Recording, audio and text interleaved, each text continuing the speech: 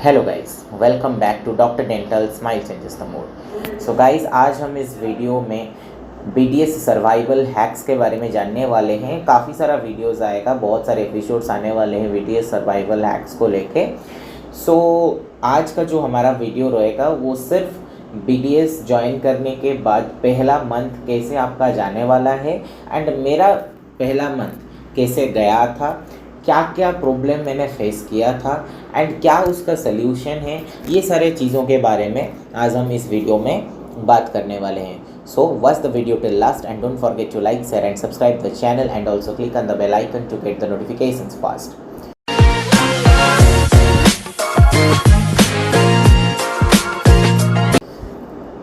सो guys, मेरा नाम है अविनाश जेना और आप देख रहे हैं doctor dental smile changes the mood. So 2021 and तक ये चैनल बना था एंड आज थोड़ा सा जो भी मैं लोग जानते हैं मेरे को या फिर जितना भी मैं कर पा रहा हूँ just because of my college Kalinga institute of dental science. So अगर आपको Kalinga institute of dental science के रिलेटेड एडमिशन रिलेटेड क्वेरीज या फिर कोई भी चीज़ें जानना है देन नीचे दिया गया डायरेक्टर सर के कॉन्टैक्ट नंबर पे जाके आप डायरेक्टली कॉल कर सकते हैं। सो गाइज, जैसे कि मैं आपको बोल रहा था कि बीडीएस फर्स्ट ज्वाइन करने का जो फर्स्ट मंथ कैसा रहने वाला है डेफिनेटली। सो पहली बार के लिए काफ़ी सारे बच्चे होंगे जो कि पहली बार के लिए अपने माँ बाप से दूर रहने वाले, अपने पेरेंट्स से दूर रहने वाले हैं।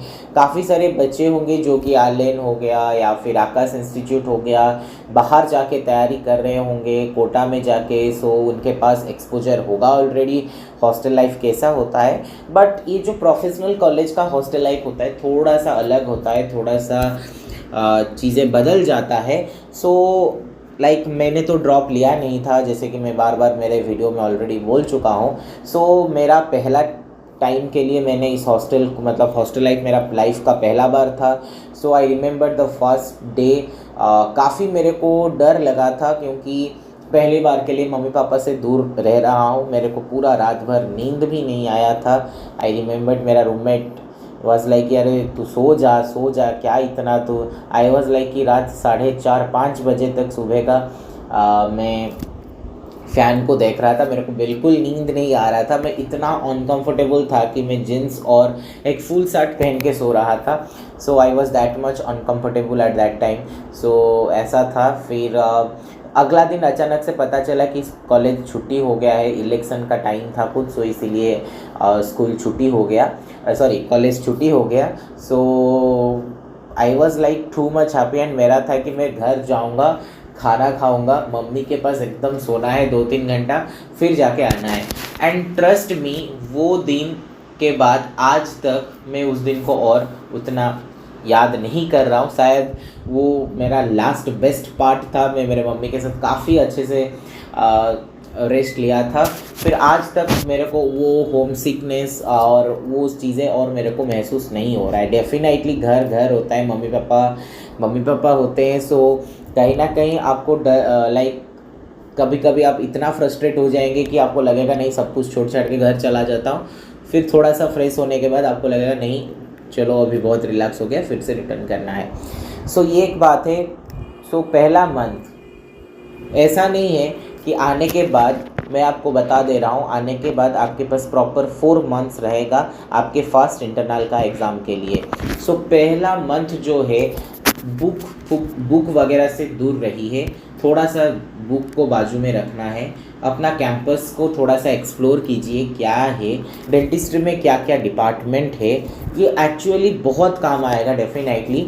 थोड़ा सा अच्छे दोस्त बनाइए, 1 महीना लीजिए, कौन से दोस्त बनाना है, किसके साथ आपको मिलना है, कौन सा दोस्त का ग्रुप में आपको ज्वाइन होना है या फिर खुद का ग्रुप बनाना है। सो ये सारी चीज़ें में थोड़ा सा फोकस कीजिए एंड रूममेट कैसा है उसके बारे में थोड़ा सा स्टडी कीजिए। देखिए, हर चीज़ में एक लिमिटेशंस होता है। आप आपके लाइफ में सही होना चाहिए, वो उसके लाइफ में सही होना चाहिए। एक दूसरे से ज़्यादा जब आप मिल जाएंगे, एक दूसरे के ज़्यादा पर्सनल लाइफ में जब आप घुसने लगोगे, तब क्या होगा, डिस्टर्बेंसेस क्रिएट होगा। एंड आप एक प्रोफेशनल कोर्स में आ रहे हैं क्या दिक्कत होता है ना कि प्रोफेशनल कोर्सेस में दो हम लोग ओथ लेते हैं, प्रॉमिस काफ़ी सारी चीज़ें करते रहते हैं बीइंग अ डॉक्टर, बट दिक्कत क्या होता है ना, हम भी कभी कभी जजमेंटल बन जाते हैं। मैं भी देखा हूँ मेरे कॉलेज में होता है, लाइक मैं भी देखा हूँ बहुत सारे बच्चों में ऐसा चीज़ें आ जाता है।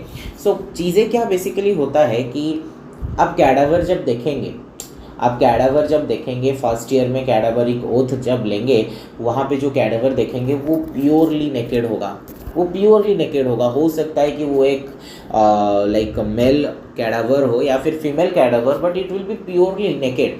सो चीज़ें क्या है कि वहाँ से जब आप वो कैडावर देखेंगे ना, उसके बाद से आपके दिमाग में वो जो जजमेंटल वाला थिंक है ना, हट जाना चाहिए। क्यों? क्योंकि आप जब, अभी मैं ये चीज़ क्यों बोला हूँ मैं आपको रिलेट करके बता रहा हूँ। बोलने का मतलब ये था क्योंकि जब आप रूम आएंगे, आप कैसे बैठ रहे हैं, कैसे खड़ा हो रहे हैं, कैसे पानी पी रहे हैं, कैसे सो रहे हैं, इस चीज़ को लेके काफ़ी बार क्या होता है, रूममेट को दिक्कत होता है, एक दूसरे में झगड़ा लग जाता है। सो मेरा रहने का स्टाइल जो है मैं वैसे रहूँगा, बट इसका मतलब ये नहीं कि काफ़ी सारे लोग हैं, बहुत स्पेशली लड़कों में ज़्यादा माना जाता है कि अनहाइजीनिक, यानी कि नहाते नहीं हैं, ये सारे काफ़ी चीज़ें रहता है। बट वही चीज़ है कि अगर मान लीजिए आपका रूममेट है, फॉर एग्जाम्पल रूम में गीला जूता पहन के अंदर घुस गया, then definitely you have to say कि देख भाई तो रूम में गीला जूता पहन के नहीं आ सकता है, रूम का फ्लोर गंदा होगा, you have to say that. नहीं तो क्या होगा, हो सकता है कि आप फिसल गए, आप गिर गए, या फिर रूम अच्छा नहीं दिख रहा होगा। सो ये सारी चीज़ें हो सकता है, उस केस में आप बोलना सही है।